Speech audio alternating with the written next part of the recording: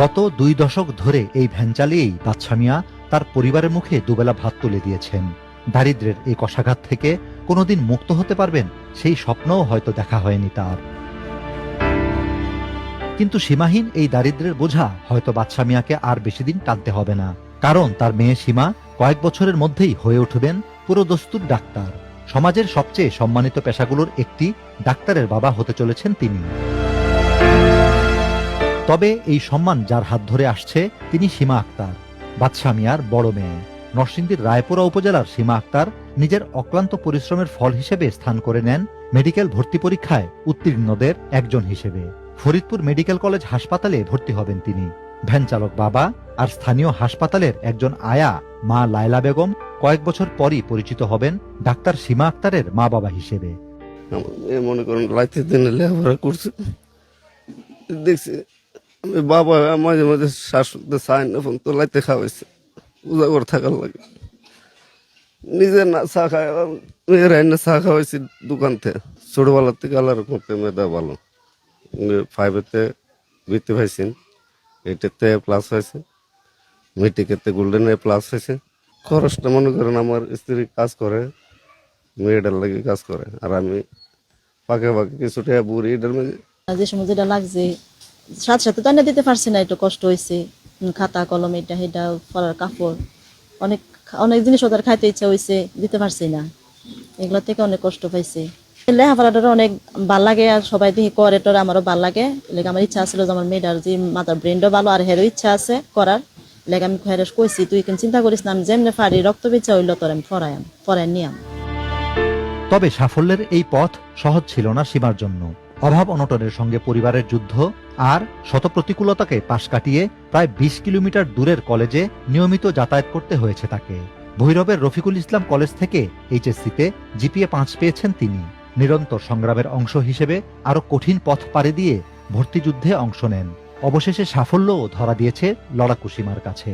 ছোটবেলায় পড়াশোনার প্রতি আকর্ষণটা মূলত আমার মায়ের কাছ থেকেই আমার অনুপ্রেরণা। ছোটবেলা থেকে আমার এটা ছিল যে আমি কিছু করব, আর অন্য কিছুর জন্য না হোক আমি আমার বাবা মার জন্য করব, যেহেতু ওনারা এত কষ্ট করে আমার জন্য করতেছেন। এই জন্য আমার মেনলি ছিল যে আমি আমার বাবা মার জন্য কিছু করতে চাই। অনেক শিক্ষকই আমার বলতো যে দেখো একদিন তুমি পারবা কিছু করতে। তো আজকে সত্যি আমি পারছি। ওনারা অনেক খুশি হয়েছে যে ওই স্কুল থেকে আমি একমাত্র যে মেডিকেলে চান্স প্রাপ্ত এইবারে। ওয়ালটন এসিতে ইনস্টলেশন একদম ফ্রি। খুবই আনন্দিত এবং উচ্ছ্বাসিত যে সীমু আক্তার মতো একটা মেয়ে, সে যে পরিবার থেকে উঠে আসছে, এখান থেকে যে উঠে এসে সে ফরিদপুর সরকারি মেডিকেল কলেজে এবার সুযোগ পেয়েছে এমবিবিএস পড়ার জন্য, এটাই এলাকাতে একটা দৃষ্টান্ত হয়ে থাকবে এবং তার পরবর্তী জেনারেশনের কাছে এটা একটা দৃষ্টান্ত হবে যে অভাব বা দারিদ্রতাই মানুষের মেধাকে দমিয়ে রাখতে পারে না। বাবা মায়ের বড় সন্তান হিসেবে যেমনি রয়েছে তার দায়িত্ববোধ, অন্যদিকে রয়েছে মানব সেবার ব্রত। আর্থিক সীমাবদ্ধতায় ভবিষ্যৎ নিয়ে দুশ্চিন্তা থাকলেও যে কোনো মূল্যে লেখাপড়া চালিয়ে নিজের স্বপ্নকে পূরণ করার লক্ষ্যে অবিচল সীমা।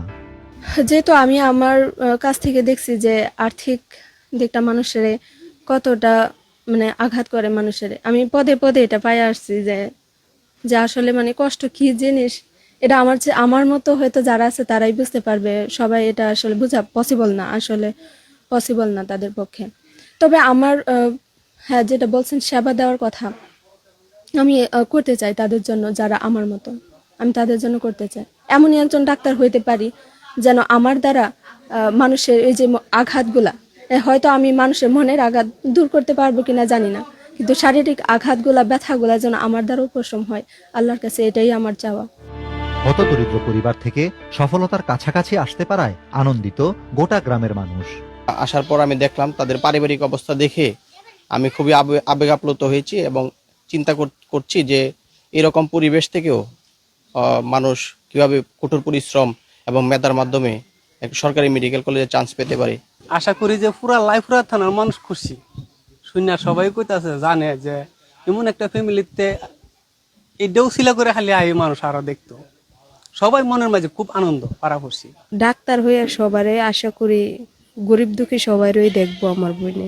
ভবিষ্যতে আমরা এরকম হতে চাই, বড় হয়ে আমাদের মনে এরকম একটা জাগছে যে আমরা হতে চাই এরকমটা। নিজেদের আর্থিক অবস্থা নিয়ে মেয়ের ভবিষ্যৎ লেখাপড়ার খরচ চালাতে পারবেন কিনা তা নিয়ে এখনো দুশ্চিন্তা কাটছে না সীমার বাবা মায়ের। মেয়ের চূড়ান্ত সাফল্যের জন্য সকলের সার্বিক সহযোগিতা চান তারা। আমার মেয়ের কাছে চাওয়া হইলো, বলছে তুমি যদি যাও তুমি ভালো করে লেখাপড়া করো, আমি টেয়া তোর ভিক্ষা করিলে ভাগ করে দিয়াম, তুমি কিন্তু টেয়ার পয়সা কিন্তু চিন্তা করো না। সকল বাধা পেরিয়ে এমন মেধাবীরা যেন নিজেদের মেধাকে কাজে লাগিয়ে পৌঁছে যায় সাফল্যের চূড়ায়, এমনটাই প্রত্যাশা সবার। বদরুল আমিন চৌধুরী, মাছরাঙা সংবাদ, নরসিংদী।